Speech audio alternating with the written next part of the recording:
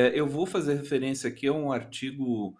do sempre brilhante Jamil Chad, falando que o Brasil vai, né, usar a Amazônia, usar, entre aspas, né, como grande ativo global, né, para negociações. Como é que você vê essa importância agora dada, né? O Lula compreendendo, realmente abraçando o tema do meio ambiente, o tema do clima, nas negociações internacionais e até onde e qual o trabalho, né, interno também doméstico que o Brasil vai ter de fazer para ser de fato ouvido ali com respeitabilidade internacional, porque a Amazônia ficou muito prejudicada com esse último governo que nós tivemos. Tá? O, a retomada da pauta da Amazônia, eu falo retomada porque às vezes a gente esquece, né, novamente, que esse é o terceiro mandato só do Lula, e se a gente for considerar PT e contar o mandato interrompido da Dilma, esse vai ser o quinto mandato, e o tema das negociações internacionais e da projeção do meio ambiente é um tema de relevo, de importância na agenda de inserção internacional do governo brasileiro em todos esses mandatos. A gente não pode esquecer que a mudança daquela posição de não assumir compromissos de redução no âmbito da Convenção Quadro das Nações Unidas sobre Mudança do Clima, ela se deu da passagem do governo Lula para o governo Dilma. E isso mostra uma certa flexibilidade e uma sensibilidade do governo também às pressões internas, porque essa mudança ocorreu em razão das pressões internas. Por isso, faz todo sentido, com o histórico dos governos PT, incluindo o governo da Dilma, que teve ações importantes nas negociações internacionais, ainda que ela fosse mais low profile, aparecesse muito menos do que o Lula e se projetasse muito menos em discussões importantes como questões de segurança,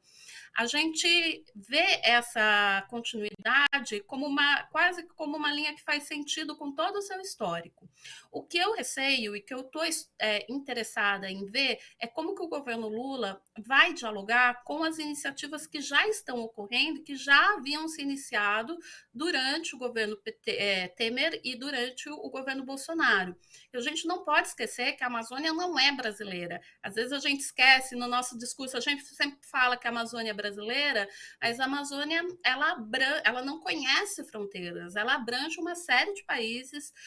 A Organização Tratado de Cooperação Amazônica, por exemplo, é composto por 8 países. E durante esse período, países que são nossos vizinhos, e durante esse período, esses países estavam participando das grandes negociações e das grandes manifestações sobre qual seria a resposta, como seria a resposta, o que se demanda para essa região. Em especial, a Colômbia tinha e vinha se manifestando, se projetando como um grande ator de relevo para falar sobre a Amazônia na ausência da presença do governo brasileiro nas discussões internacionais sobre o tema.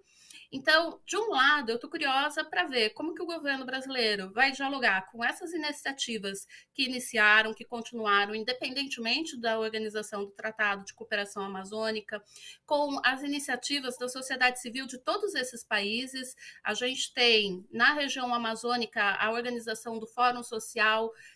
Panamazônico, que já está agora em 2022, foi organizar, teve a sua 10ª edição, e em 2024 a gente vai ter a 11ª edição. Então a gente tem uma rede, não só de povos indígenas, mas da sociedade civil desses países, que se encontra e que conversa e que discute políticas públicas e que volta para os seus estados para fazer pressão e discutir políticas públicas e demandar soluções para os problemas que são apresentados, ao mesmo tempo que o governo está propondo outras iniciativas e que até o momento não mostrou nenhuma evidência de trazer esses países consigo. Então a gente tem, por exemplo, no final de 2022 agora, depois da eleição e antes da posse, esse anúncio que foi feito de que existe uma intenção de se negociar um tratado e de se formar uma aliança entre Brasil, Congo e Indonésia, que são as grandes sedes das florestas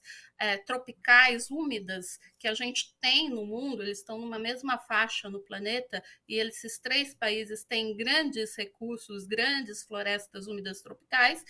e a iniciativa foi apresentada como uma iniciativa do Brasil, não uma iniciativa dos países amazônicos, Brasil, Colômbia, Venezuela. Então, esse quadro, ele faz sentido, mas ele não é um quadro fácil. Ele está mais para xadrez do que para dama nesse tabuleiro das negociações internacionais, e o governo Lula chega com muitas peças já colocadas que ele não consegue mudar necessariamente.